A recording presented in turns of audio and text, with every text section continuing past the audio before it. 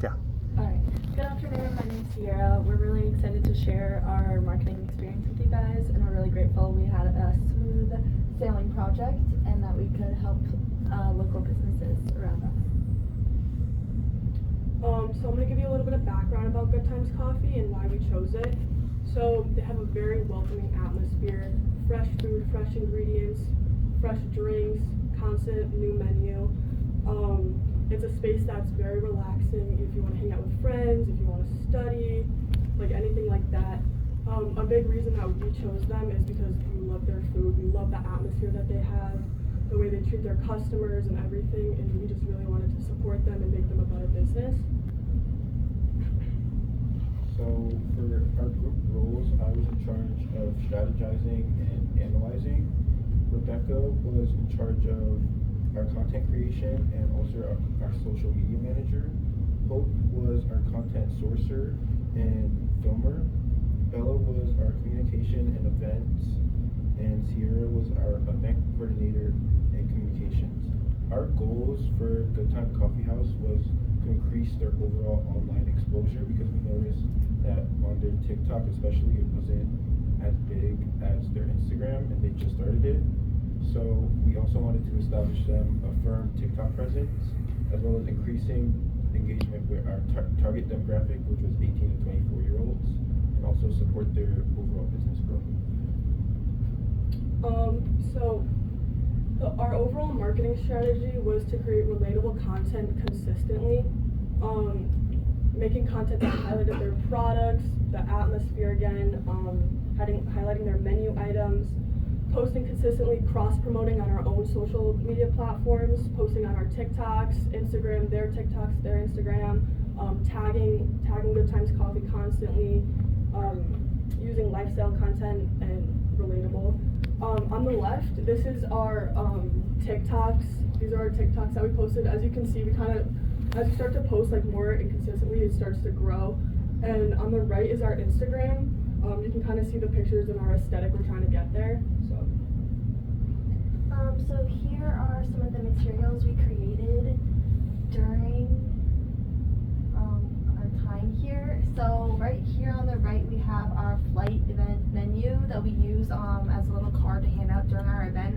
On the front we had the menu, and then on the back we had the fill out form. This kind of made it just a lot easier for the people in the business. That way people weren't waiting in line, they had time, they could take their slips elsewhere, sit down, fill it out, etc. And then on the left here, we created a link tree for them, for the business. We had a flyer that had a QR code that they would come in, they would scan it, we handed it out, we promoted it, we sent it to people. And basically it is just a bunch of links. You click on it, it brings you to each of their social media platforms, their website. And we created a Dropbox for them, so if you are at the coffee shop, you want to take a photo, you can upload it from your personal device, and it goes to a Dropbox that we have, and we can post it, tag them, etc. Basically, we also added a link, we got rid of it now, that we use to promote our event that people can click on and see the time, the date, the location. Yeah. So for our community engagement event, our goal was mainly promoting their social media, but as a way to measure that, we hosted an event that allowed for us to promote it online and then see the outcome. So we decided to promote to our demographic, 18 to 24, and we had a Flights and Bites event. So the goal was to have it be like a taste test. You got 4 drinks and 4 food items for low prices, which targeted our demographic. And it was 4 to 6, which was a time frame that the coffee house struggled to bring in a lot of customer base during that time. So we focused on providing an experience that got you like a entire taste test.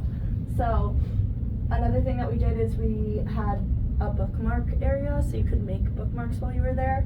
And something that's really cool about Good Times is that in the back there's like a library, so it connected to kind of like their environment.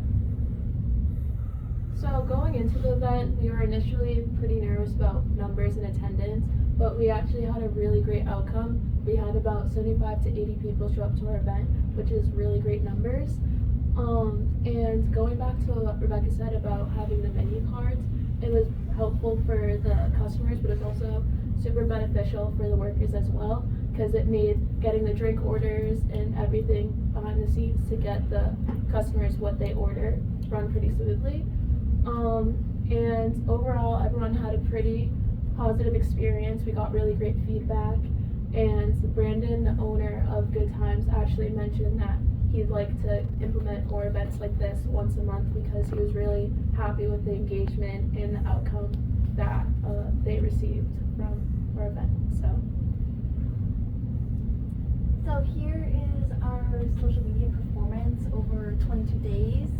We posted on 3 different accounts. One of our personal accounts. We created a business account on TikTok for them to have, which we now are giving them access to.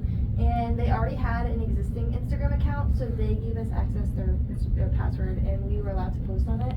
We didn't gain access to Instagram until about halfway through, which is why we didn't have a lot of posts on the Instagram and TikTok business account, because we also had some difficulties with that. But we were very happy with what we had and our outcome here. So these were just a few different photos that we took over various content creation days. The purpose of us taking photos of these drinks in particular were to showcase some like underrepresented menu items or some new ones that Brandon, the owner, wanted us to promote because they weren't really selling as well as he'd like them to. And these are just photos that we also thought were really good. We posted them on their Instagram and also used them as promotional imagery for our event.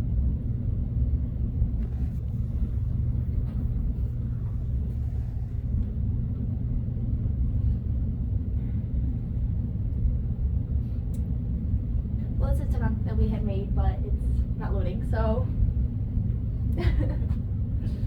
So for our challenges, scheduling was the first challenge that we had to tackle as a group because we had to make sure our schedules all aligned when we wanted to set the foundation of what we really wanted to do, as well as managing the schedules between us and Brandon and Good Times Coffee House as a whole, so we could come and meet on content, start building like menu ideas for our event.